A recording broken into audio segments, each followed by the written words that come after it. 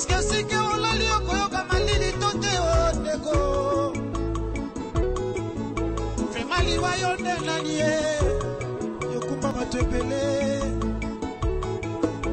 Vraiment yonde nanie. Obanga kata bakonzite.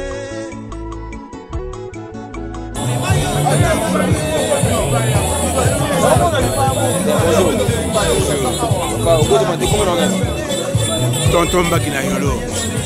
Tonton Bakina ça l'arrivée de leader Mandala. Leader Mandala, Yanga ya monte mama. Donc ce que yawa na tiki yolo. Pipe.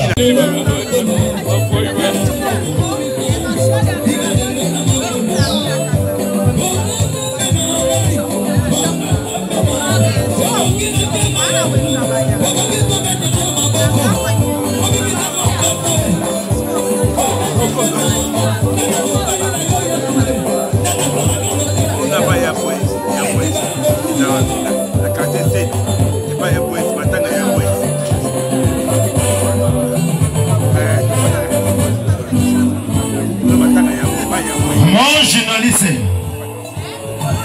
Gino, Space TV, Salam Salam. Je salue, ouais, mon beaucoup merci. Papa Senghor, il est déjà là. Ouais, merci, leader Mandala. Il est commis chaque jour, c'est leader Mandala.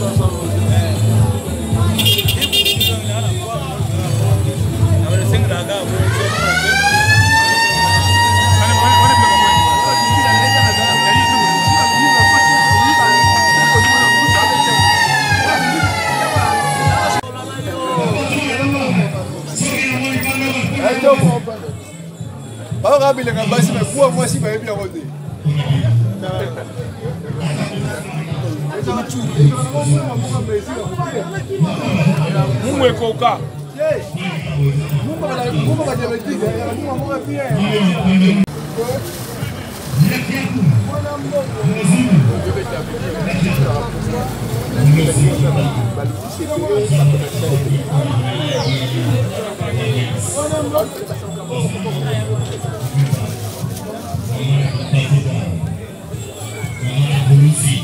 Même la 3.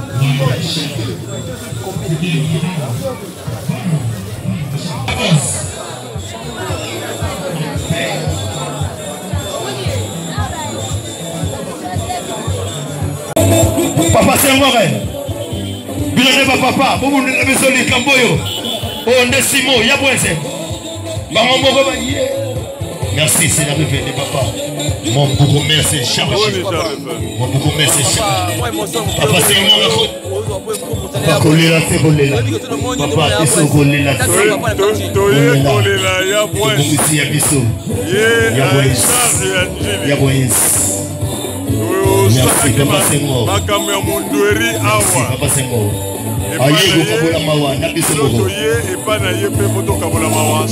Merci, Papa Senghor. Merci, Papa Senghor. Beaucoup merci. Tozolela ya Bouense, c'est Jules qui a Bongozo, le petit ya Bouense à Kati. Nana Mawamingi.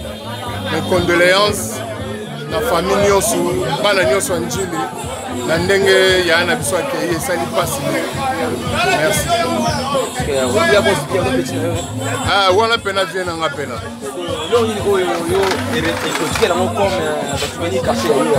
wana basouvenir caché omoni oyo madame nanga Mati Matondo. Donc chaque fois soki tozu baproblème na ndako na madame nanga, c'est le vieux qui venait me supporter. Yende mudabande koya ko conseiller biso. On comprend, donc ça nous a marqué.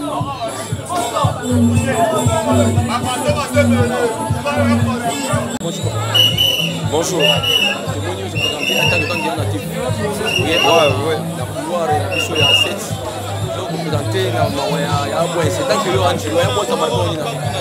Oui, d'abord je salue tout le monde. Moi c'est Mathieu Banchier.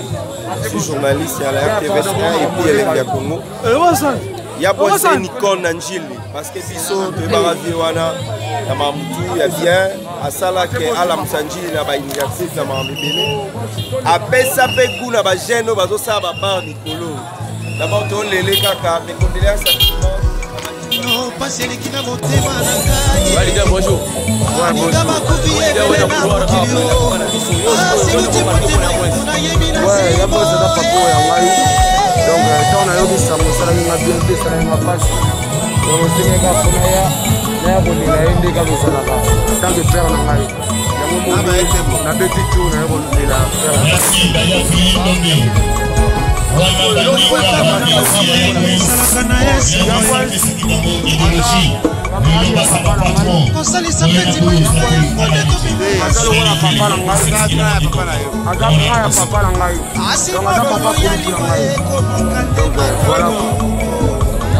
Merci beaucoup. Copie de lobby resté dans gouvernement. De représentement resté.